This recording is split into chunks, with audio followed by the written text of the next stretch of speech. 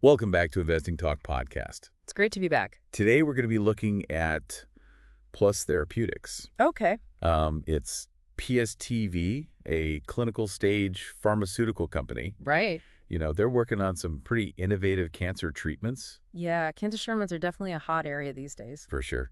And we got some really interesting information about this company, and we're going to unpack it all for you. Sounds good. We'll look at the recent stock activity, their progress with clinical trials, Okay. and some big financial moves they've been making. I think this is a really fascinating example of how biotech firms have to deal with the world of medical research, Absolutely. and the financial markets as well. Yeah, so let's jump right in. Okay. As of March 19, 2025, Mm-hmm. Plus Therapeutics stock price was hovering around 51 cents. Okay. What's really caught our attention, though, is the amount of price fluctuation they've had Right. and this huge trading volume we've seen recently. Yeah. What do you think that means for investors? How are they viewing the company right now with all this going on? Well, when you see this kind of volatility, Uh-huh. it usually means there's a lot of uncertainty in the air. Yeah, makes sense. And there could be a bunch of different things causing it news about their drug development, Sure. financial announcements, Huh. even just the general market trends could be playing a role. Yeah, you got to factor all that in. But the big trading volume does tell us one thing for sure. What's that? People are interested. Right. Investors are definitely watching this company. They are keeping an eye on it for sure. And they probably have a whole range of different opinions about what the future holds. Probably some bulls and bears out there. Exactly. Now, this next bit is interesting. Plus, Therapeutics just announced a private placement. Okay. They're aiming to raise $15 million All right. at $0.66 per unit. Interesting. And each unit comes with a share of common stock and 2 different kinds of warrants. Now, they plan to use this money to pay off some debt and cover general operational expenses. Makes sense. So what do you make of this strategy? How does this affect their stability? Yeah. What could they be planning? Well, first of all, $15 million is a significant chunk of change. Yeah, no kidding. It can make a big difference for a company like Take Right Chet, Plus Therapeutics. Especially at this stage. Absolutely. They're pouring tons of money into research and development. Right. So this cash infusion could be really important. It gives them some breathing room. Exactly. And the fact that they're using some of it to pay down debt shows they're thinking about their financial health. Yeah, trying to strengthen their foundation. Yeah, and then the rest of the money can go towards their ongoing operations, including those clinical trials you mentioned earlier. Right. And what about those warrants? What do you think about those? Well, having 2 different types of warrants is interesting. It is. It could be a way to attract a wider range of investors. I see. Maybe some are looking for short-term gains, and others are in it for the long haul. Interesting. And the price of the units is another thing to consider. Sure. 7056 is higher than the current market price. You're right. So that might suggest that the investors participating in this placement are pretty confident about the company's future. Could be a good sign.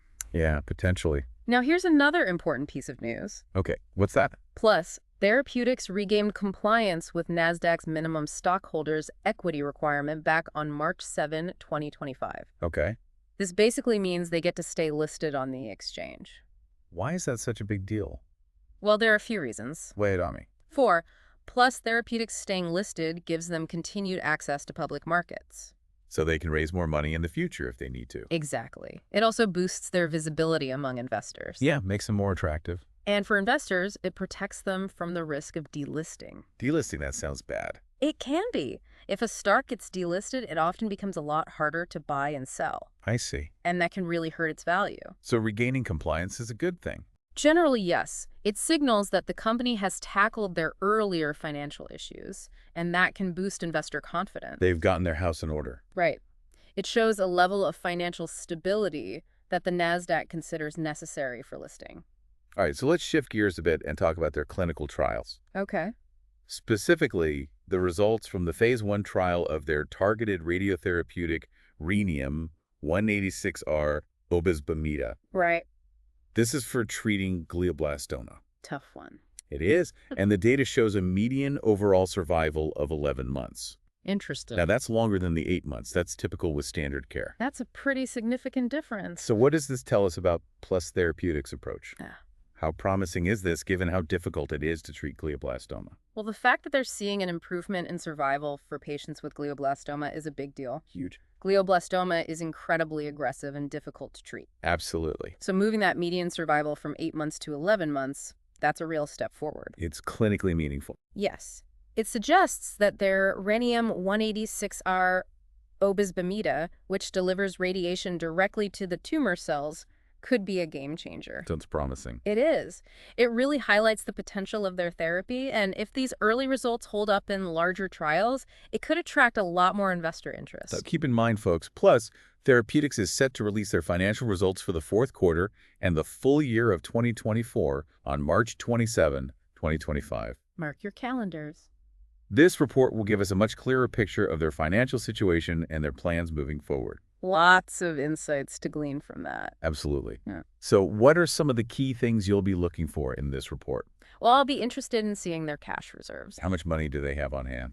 Right. And what's their financial runway? How long can they operate before needing more funding, especially after that private placement? Yeah, that's a good point. I'll also be looking at their research and development expenditures. Me too. That shows us how much they're investing in their clinical programs.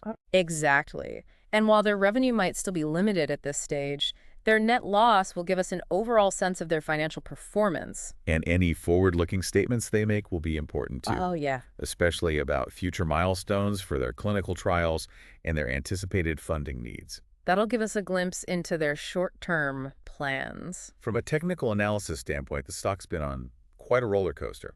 It has. Lots of price swings. Ups and downs. And the trading volume has been through the roof lately. Definitely signals strong investor interest. It does.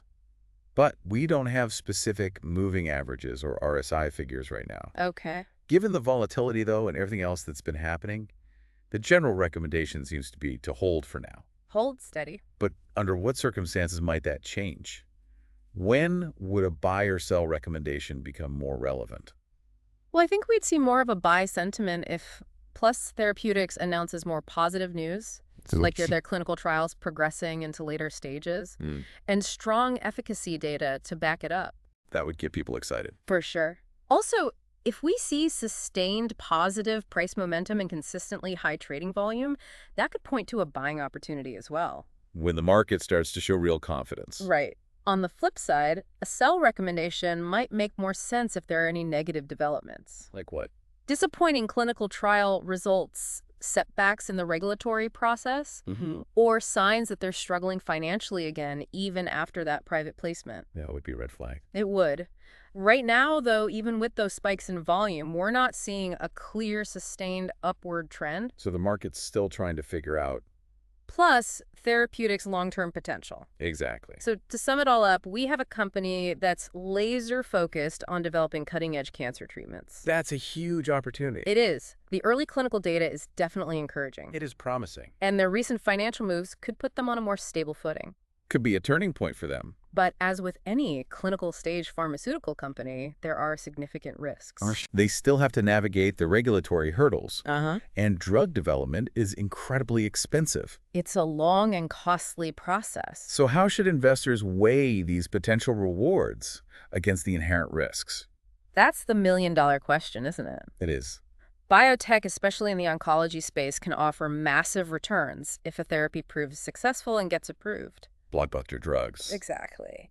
And those phase 1 results for their glioblastoma treatment are definitely a good sign. They are. But remember, it's a long road from phase 1 to a commercially available product. Lots of things can go wrong. Absolutely.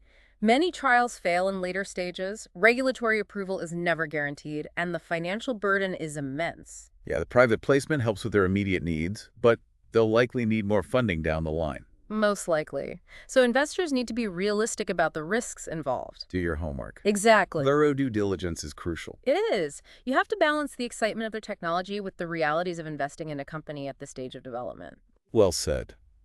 So as we wrap up this deep dive into Plus Therapeutics, you can see there's a lot to think about. It's a complex picture. It is. We've got those promising early clinical trial results. Right. Some major financial activity, and a stock that's been anything but stable. Volatility galore. It's a lot to process, and that's pretty typical for companies in this sector. It comes with the territory. We hope this discussion has given you a better understanding of the key factors at play. I think so. If you want to dig even deeper, their upcoming financial report on March 27th should provide even more data points to analyze. A lot to look forward to. So what are your initial thoughts about everything we've covered today? What stands out to you? Well, Don't forget to subscribe, like, and comment if you found this helpful. And we'll see you next time on Investing Talk Podcast. See you then.